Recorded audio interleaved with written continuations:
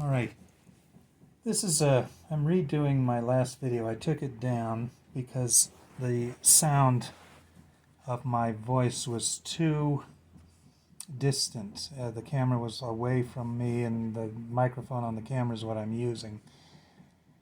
So, this is some recent finds, and then I'm going to talk about Ventures Rarities, sort of a history of Ventures Rarities. And it's not going to be every Ventures rarity out there. And it's really having to do with the rarities that appeared on albums, LPs and CDs and cassettes, as opposed to rarities such as non-LP B-sides. Those often appeared on albums, so I'm going through the album collection, and I have done some of those. I have done a video on the singles if you want to see that. It's in, you'll have to search for, what do I have it under? Probably Venture Singles. But anyway, all right. So this first one, we had a record show in New Mexico not even a month ago, and it was at the El Rey Theater, and I found a nice copy of the photo back cover Walk Don't Run album. This is a stereo issue. I have another one of these with a green label. This is the light blue label.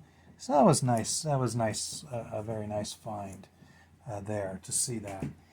This is another one that I've always wanted, of Guitar Breakout with the Obi strip from Japan. Used to be Guitar Freakout. Well, it was Guitar Freakout in the States. I see I have glare there. Let's see if I can clear some of that. Anyway, Guitar Freakout, well, in the Japanese market, they called it Guitar Breakout. And I probably should get a blank cover to put that in. I do this so that the LP doesn't cause a seam split. Okay, I think I'm ready to go on to the rarities, the history of Ventures rare recordings as they came out on albums. And it's not every rare recording. It's kind of an overview. It's not everything I have, but it's some interesting things. This I would call the first LP. It's known as the Ventures White Album to some folks. It's to others it's called BG 101, its catalog number. It was a compilation, but it included a couple of rare tracks, Genesis and Adventures in Paradise. And so this was a rare Ventures LP. Don Wilson says only 99 were pressed. I've had two in my collecting life. This was the better of the two. And they gave it only to their friends. They pressed it privately, the Ventures did. And it is a compilation of their softer tracks, their slower tunes, such as Sukiyaki, or what else is on here? Harlem Nocturne, Sleepwalk, Changing Tides, which is an original, Green Fields, Moon Over Monokura.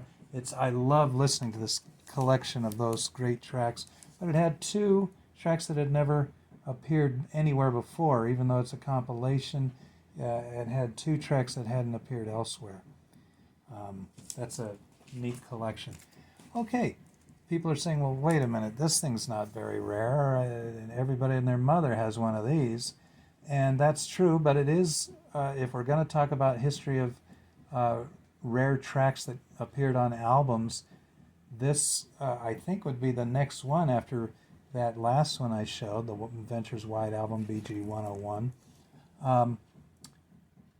This, by the way, BG 101 was a Fender Years collection primarily. I don't believe there are any Mosrite tunes on there, which means it would have come out, probably before 1964.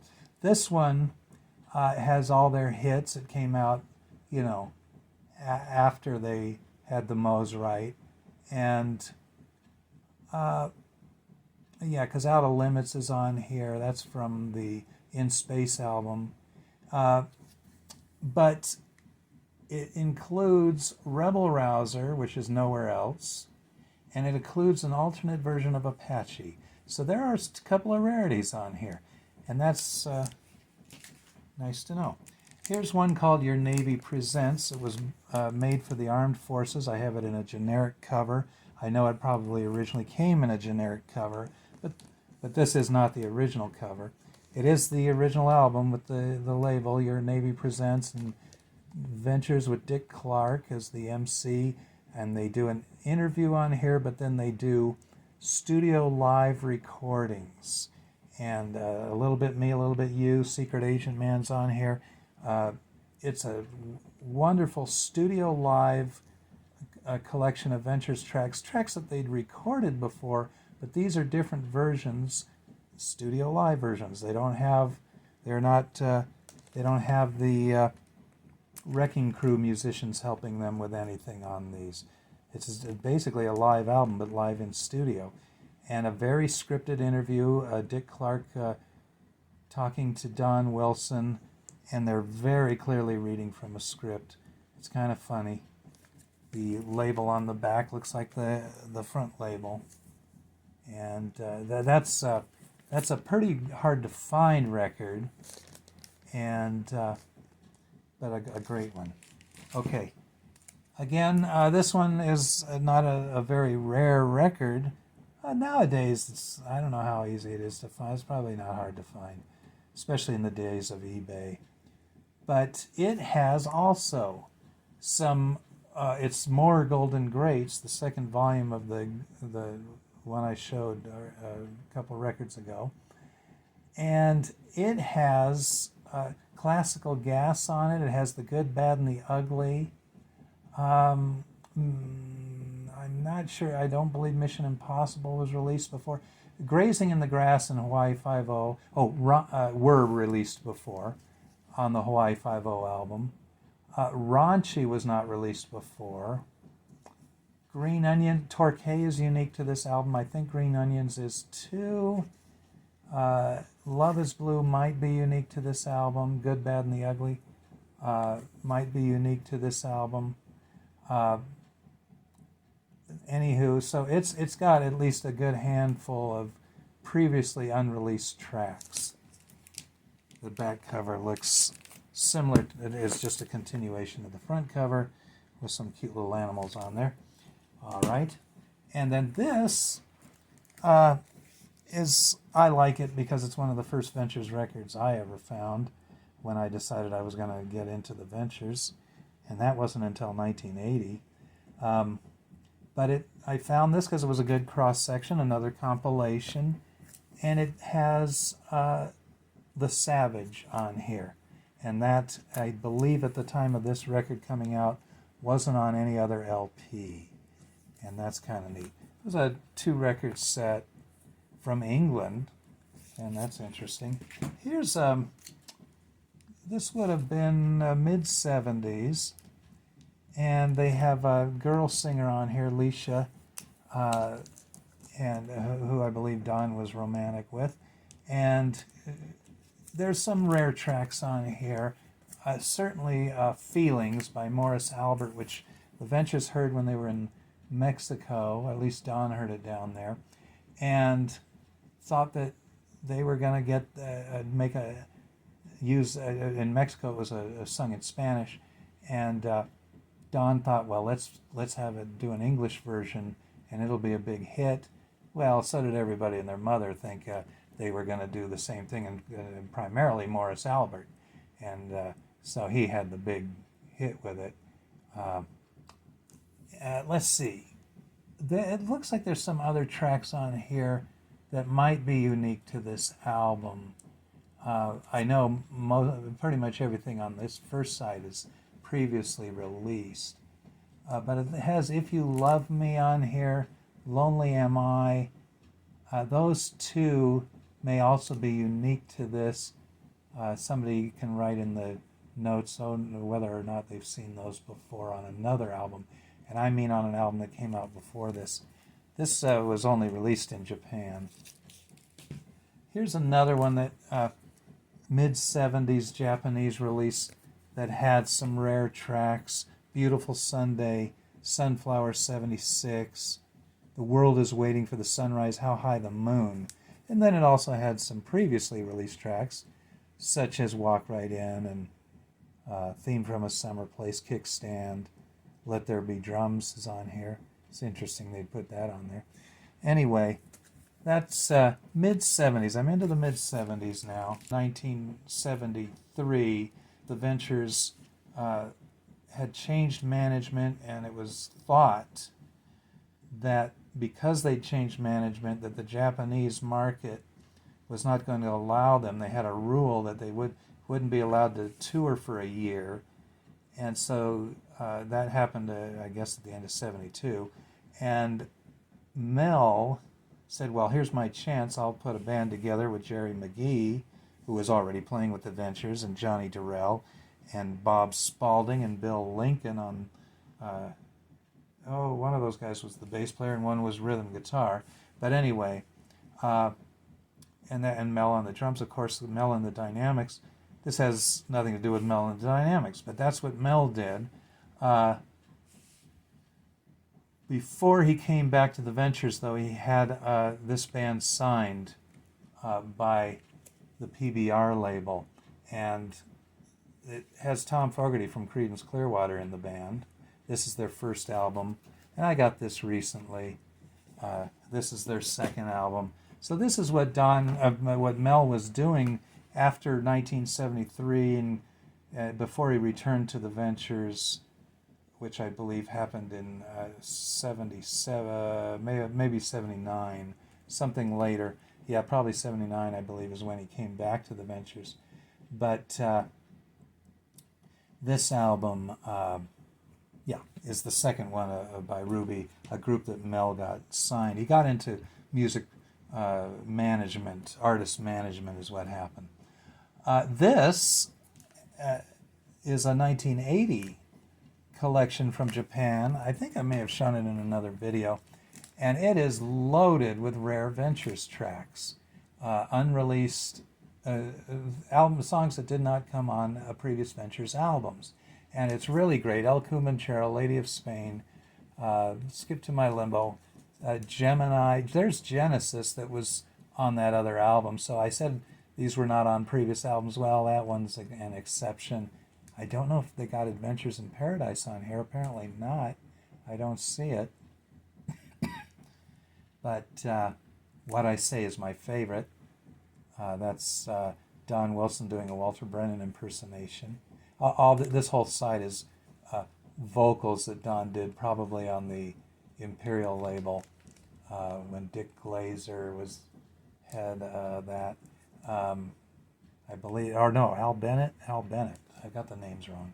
Anyway, and then here's some TV stuff, like the theme from Dick Tracy first shows up on this album. Hadn't heard it before this. The Mercenary. Storefront Lawyers was a show that actually did it get aired? I think it got aired for a season, and the Ventures did the theme, and they actually used the Ventures theme on that. It's a edited version that was used on the TV show, but it was actually the Ventures playing it.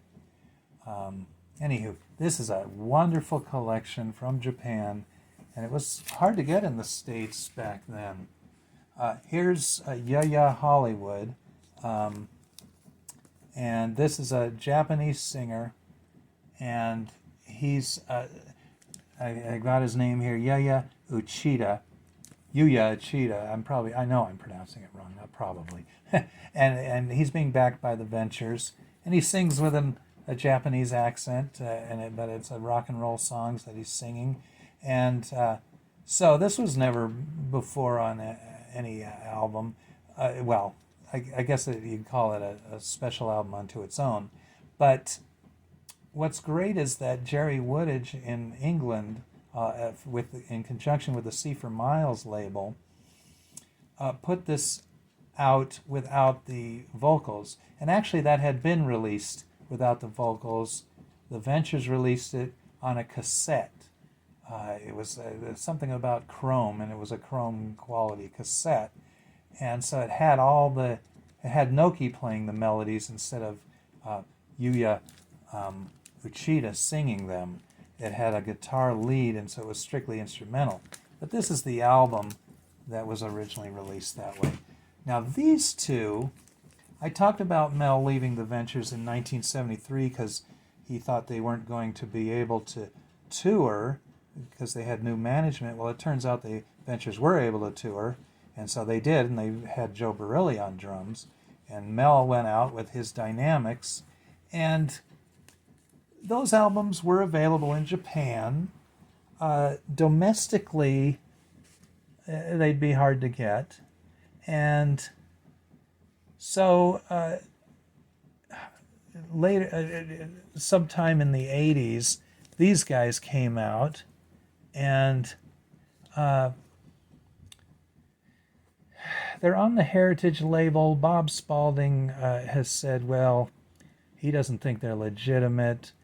There is a story behind them in the Del Halterman book, and they are just the recordings that Mel did with the Dynamics. One of them is live, and then this one is movie themes. I like them. I thought they were great albums. It took a little getting used to at first because they're not heavy rockin', but they are. I really like the performances. Now they're obsolete now. This one and this one called Spotlight, which is the live album. I can see clearly now. Classical Gas is on there. Slaughter on 10th Avenue they do. It's not the Ventures, but it is, it's three or four of the Ventures. Bill Lincoln's the only guy who's not who didn't continue on with the Ventures in other capacities that I recall. So when I say it is the Ventures, it's Mel and Jerry McGee and Johnny Durrell and Bob Spalding, all have been closely tied with the Ventures over the years. So those came out domestically, and Phoenix, Arizona is where they were printed. Here's one I recently acquired. It used to go for about $300, this album, and now that I don't know, Ventures fans are getting much older. I think a lot of them are not buying records, and so prices on something like this come way down. And so I was able to get a copy, and it's a fun album. Japanese singers singing with the Ventures backing them on half the tracks, not the whole album, but it's pretty cool. It came out in 1984. It was recorded in 83. 83 was one of a couple of years the Ventures didn't go to Japan since 1965. Ventures went to Japan every year since 1965, with the exception of 1969 and 1983. In 83, they had to finish recording for NASA, the NASA 25th anniversary celebration. The Ventures were to have a recording done for that. And so they had to stay in the States through the summer and did not go to Japan. And the guy who managed the Orange Sisters wanted the Ventures on the album so badly that he flew these girls out to California to record with the Ventures, so that the Ventures couldn't spend much time in Japan. So they didn't. They stayed in the States finishing the NASA album, and these gals came out to California. All right, so that's some LPs and that have rare tracks. Well, Ventures went to, this is 1983, 1984, released in 84, recorded in 83. The Ventures went to Sweden in 1989. Why do I bring that up? Well, because a couple of cassettes were issued by the club, and I'm guessing that Don Wilson provided the recordings. He's had collected quite a few Rare Ventures recordings, and I don't have those cassettes. I have them on a couple of CDRs, where somebody made them from the cassettes, and the tracks that come from these are really great. Black Friday is on here. On the Rebound is on the first volume. I'm looking at the titles here. They have all kinds of rare tracks on here that that were provided to the Ventures Swedish Fan Club, VCFC, and they made a couple of cassettes of these. The recording quality on some of these is pretty good, on others not so great, but they have Cookies and Coke on here, The Real McCoy, and that's again with another one where Don does his Walter Brennan impersonation. This was an early Ventures single. And so that was really neat and so kind of got out into the U.S. fan club that, wow, the Swedish club's got these two cassettes. You ought to get a hold of them to get them. Pedersen, Arl Pedersen, I'm trying to think of his first name. But anyway, was the head of the fan club that got these. I believe it was 89 when the Ventures went out there. And in the spring, before they went to Japan. They went from there to Japan. And so that was pretty cool. Not to be outdone, the English fan club, Jerry Woodage, got a hold of some rarities. And this is like a double album's worth of, it's like a double-length cassette. It could be 120 minutes. It's at least 90. I think it might be 120 because there are so many tracks on this. Wonderful, rare tracks. The Twomp. That's an early Blue Horizon single. Appalachie Joe. Oh, that's the instrumental version, written by Christian Wilde. But there is I think there's a vocal version of that. Yeah, there it is. Vocal, there's Appalachie Joe there. Amanda's theme. Here's another version of the Twomp. There's a couple of versions. Cookies and Coke and Real McCoy are repeated on here. So it was a nice collection. And let's see. So 13 plus 18, you got 31 tracks on this thing. That's pretty impressive. It's always been a curiosity to me why all the great rarities come out in Europe. All the great Ventures rarities. Well, and then Japan as well, but not the U.S., not domestically. That's interesting, but it's the case. Here is a Japanese bootleg called The Ventures, The Rarities. And this was not a legitimate commercial release. It also repeats Real McCoy and Cookies and Coke. It has two versions of each. The second versions just have a click track. I think that's the only difference I noticed. And so you hear this clicking going on. And then it has the McCoy and Blue Moon single versions. Mono version of Blue Moon. That's not all that rare. Candy Apple Racer down there. There's Adventures in Paradise finally, and it's on this CD. That's from that early BG 101 White album. Here's Green Hornet theme. That's from a single. So it looks like they found a lot of singles that were very hard to get, and they made a nice CD. It's completely obsolete now. A lot of these tracks have been released from the master tapes, and I'll get to that in a minute. I mentioned Jerry Woodage. Is this C for Miles? Yeah, this is C for Miles as well, and it's called The Ventures Ultimate Collection, and it had some tracks that hadn't been released before on LP, and or if they were, very rare. Like for instance, this whole most of this second CD is from an album called Last Album in Liberty, which was very hard to get. Dick Tracy, Beautiful Sunday is on here. The World is Waiting for... So it has some of the stuff from the early Ventures early years LP I showed earlier. And but it's now on CD, or it was put on CD. This, coming up next, is In the Vaults, the first volume.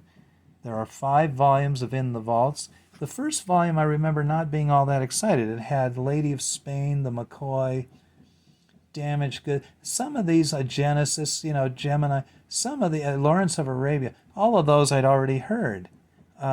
Green Hornet, I had already heard. Then some of them were more rare. I wasn't familiar with Joyride, I think. Pandora's Box, Peace Pipe. Wasn't all that familiar with those tracks. Let's see if I can get rid of that glare.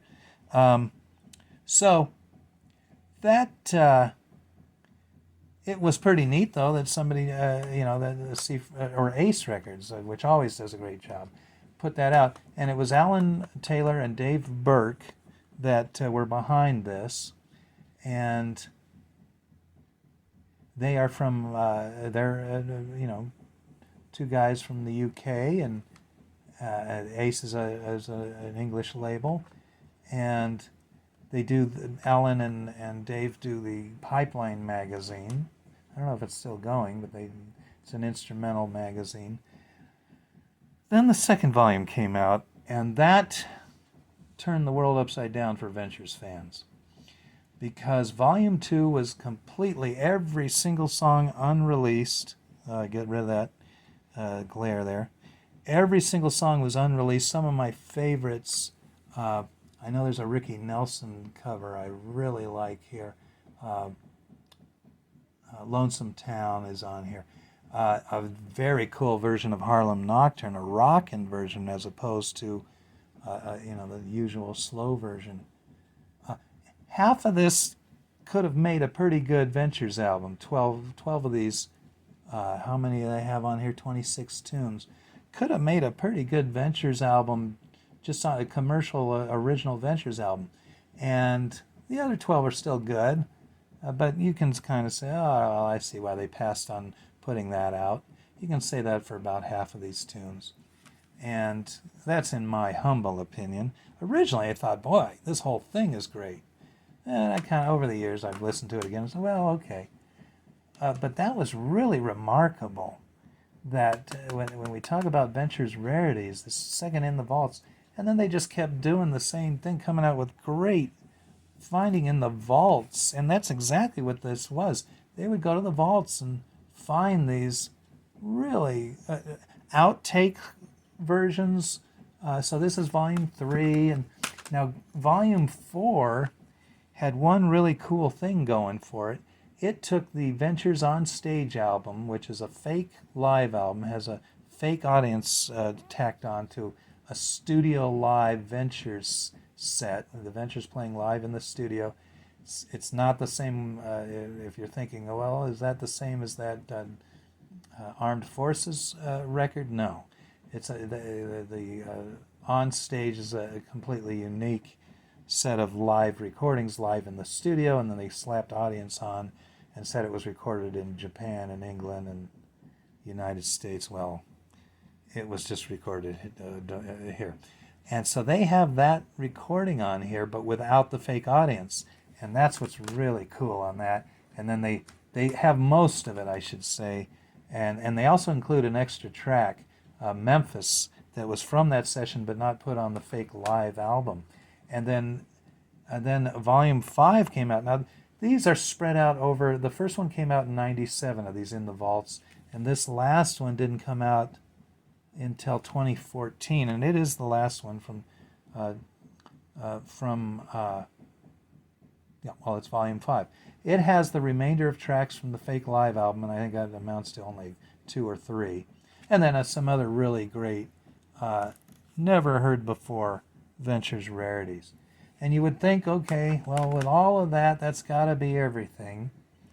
And, if I were Ed McMahon talking to Johnny Carson, he would do this kind of thing, and he'd say, well, that must be everything in the vaults. If I can do everything they ever did that wasn't released properly. If you have these, you have everything the Ventures did, period. to which Johnny would say something such as, wrong, wrong jazzmaster breath, or something like that. And because further came out something called Honkers and Twangers, it's not all Ventures. Oh, this is more. Let's get the first one going. Here's the first one. And the first one has Walk Don't Run, the original demo that they played for Joe Rossignol, and he, or was it Joe Bolt? I can't. Anyway, the first one they played to a radio DJ, and he said, nope, don't like it, and or to a recording, a record label. This has the first recording they did of Walk Don't Run, and shopped around to a record label, and that they recorded in Joe Boll's studio, and the guy at the record label says, no, I don't think so, it's not good. And then later on, I don't know which version got played on the radio I'm sure it was the hit version, got played on the radio, and as a bumper to the weather and sports and news, a news bumper. And the same guy who turned him down heard it on the radio, said, hey, that's a big hit. Let's get those guys back and get that thing released properly. Here's more Honkers and Twangers. It's got, a handful more Ventures. It's got other instrumental artists. Both of them do. And are they all from the Northwest? I think they are. But it's got the Marksmen, which is Noki's group, on here, as well as the Ventures. Unreleased. The Ventures doing Blue Money, the Don Wilson, not the Don, Van Morrison song. Anyway, yeah, so these are great. Anyway, I think we are at a stage now where maybe there's some live recordings that could be released of the Ventures, but you'd probably be scraping the barrel to get anything good out of the vaults. Anywho, this was and I hope somebody proves me wrong, by the way, and comes out with some cool unreleased stuff.